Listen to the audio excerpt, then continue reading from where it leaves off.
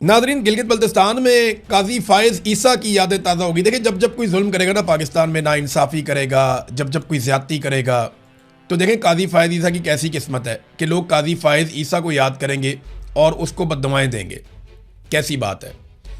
एक ऐसा मुनसिफ पाकिस्तान में रहा जिसने बेशर्मी और ढिठाई से वो कुछ किया पाकिस्तान के अंदर, ऐसा जुल्म किया पाकिस्तान के अंदर और इंसानी हकूक़ की ऐसी ऐसी पामालियों को होने दिया उस मुनसिफ ने पाकिस्तान के अंदर कि आज उस शख्स को स्याह हरूफ में याद किया जाता है, गंदे अलकाब उसको दिए जाते हैं।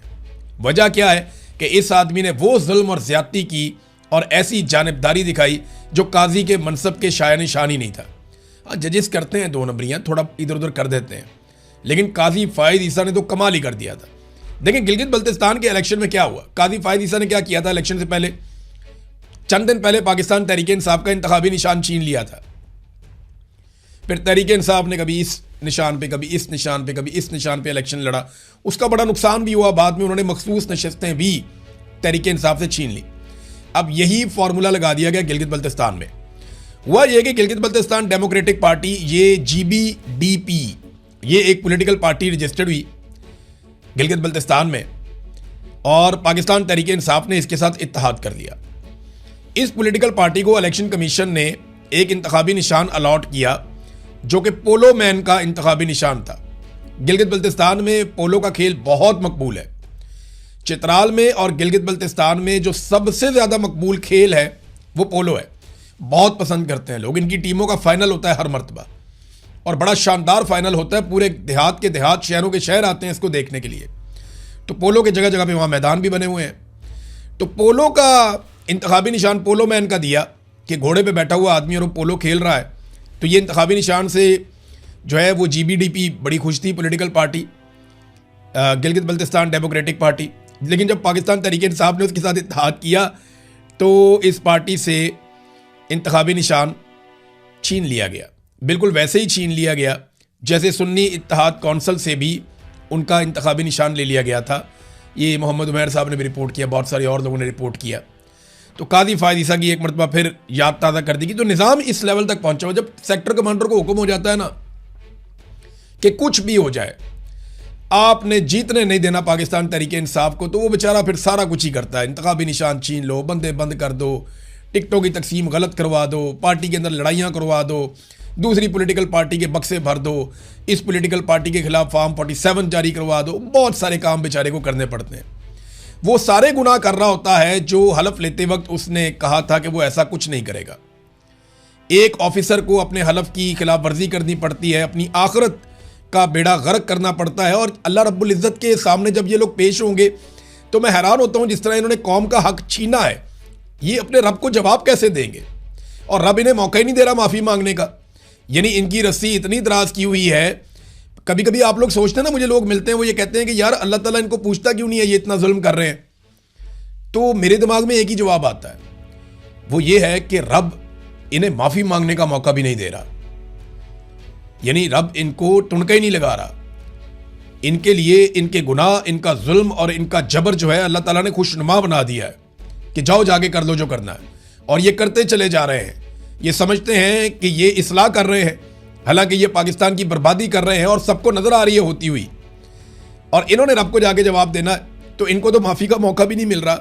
इनकी रस्सी इतनी दराज हुई हुई है नाज़रीन। और रस्सी दराज का यानी आप यहाँ से अंदाज़ा करें ना कि ये अपनी तशहीर के लिए कैसे पैसा खर्च करते हैं। ये एक जर्नलिस्ट हैं और उन्होंने पंजाब से खबर दी है। खबर बड़ी इंटरेस्टिंग है। अनवर समरा साहब हैं और इन्होंने खबर दी और खबर में बताया कि मरियम नवाज साहिबा ने कितने अरब रुपए अपनी ज़ाती तशहीर पे, टिकटॉक्स बनाने के ऊपर, डिफरेंट सोशल मीडिया के ऊपर खर्च कर दिए। आपने देखा होगा बहुत सारे, एक बात याद रखिएगा, सोशल मीडिया के बहुत सारे इन्फ्लुएंसर ने वो बड़ी खामोशी से हर वीडियो में, 2 वीडियोस के बाद कहीं ना कहीं पंजाब हुकूमत की, मरियम नवाज की तारीफ करके चुप करके नीवे नीवे होकर निकल जाते हैं और नोटिस नहीं हो रहे। लेकिन वो बारीक वारदात लगातार डालते चले जा रहे हैं। कभी उन्हें पंजाब गवर्नमेंट के किसी प्रोजेक्ट पे पहुंचा दिया जाता है, उसकी तारीफें करते हैं, निकल जाते हैं। कभी उन्हें मरियम नवाज की गुजरते गुजरते कहीं पे कोई एक तारीफ कर देते हैं, निकल जाते हैं।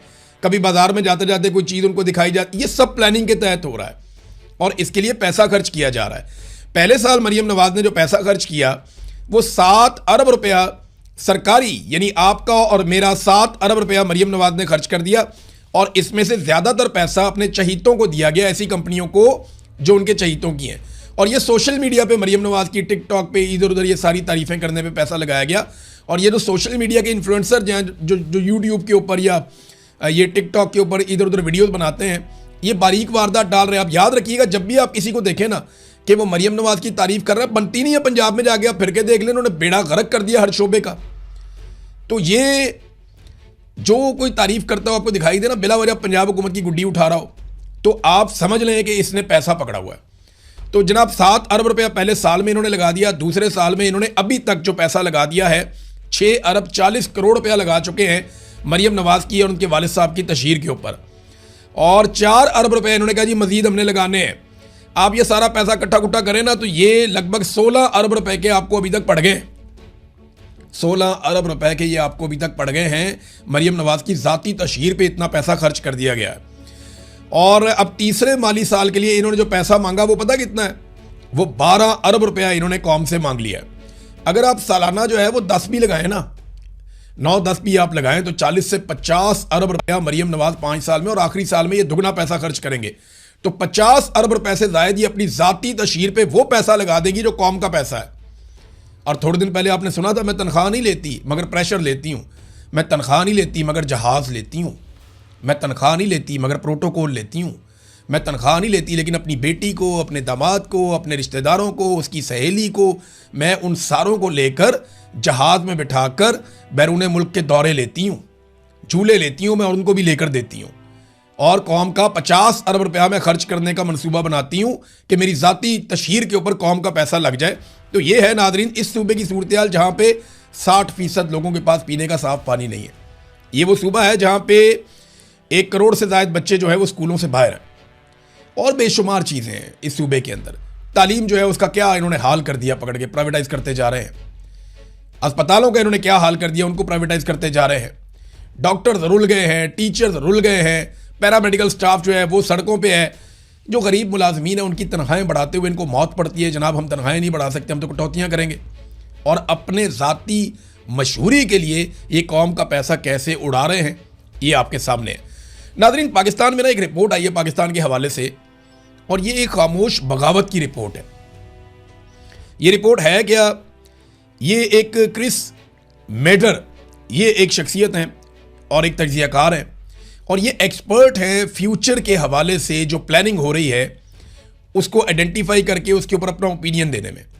और इनकी एक्सपर्टी है बरकी इंफ्रास्ट्रक्चर में, यानी जो जितना भी इलेक्ट्रिक सिस्टम दुनिया के अंदर कन्वर्जन आ रही है ना, कि आप फ्यूल को छोड़ के, बाकी चीज़ों को छोड़ के आप इलेक्ट्रिसिटी की तरफ कन्वर्ट हो रहे हैं। बहुत सारी चीज़ें जो हैं वो बिजली के ऊपर मुंतकिल हो जाएंगी। बिजली बनाने के नए तरीक़ेकार क्या होंगे, दुनिया में कौन सी नई बैटरीज किस तरीके से, वो सारा हर वक्त इनका काम यही है, और इनको बहुत बड़ा एक्सपर्ट माना जाता है।